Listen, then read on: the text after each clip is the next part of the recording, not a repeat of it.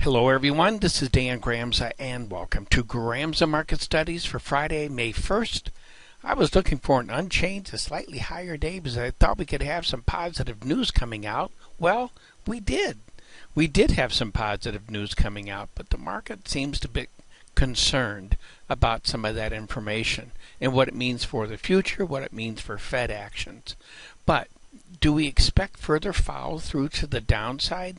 Actually, I don't. I'm looking for a break to the downside, lower prices, and then a shadow on the low, similar to what we're seeing right here. That's my expectation for Friday. Let's move on over to those currencies. The dollar continues weaker as the euro continues stronger.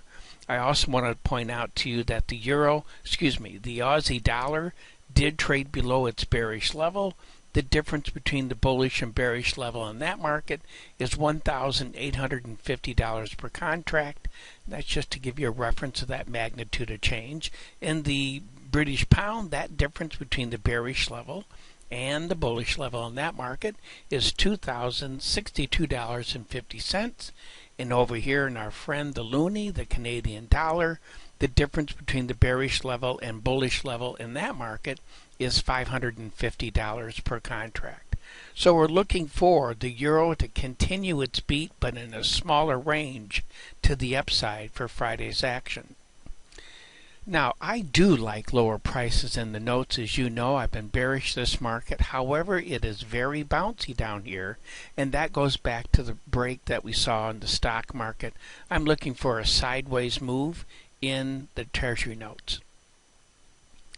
Gold, well, we were talking before that we need to be cautious about this market. The difference between the bearish level and bullish level in that market is $700 per contract.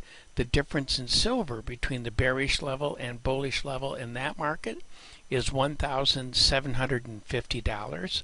I'm looking for a relatively quiet range, sideways move for both of those markets. Crude oil continued higher as the dollar got weaker. I don't have a lot of faith in this at all, but I've been saying that for a while. The fact is, though, the fundamentals really don't support this market moving. So I'm skeptical, I'm cautious of the movement here to the upside. But let's move on. And let's take a look at beans.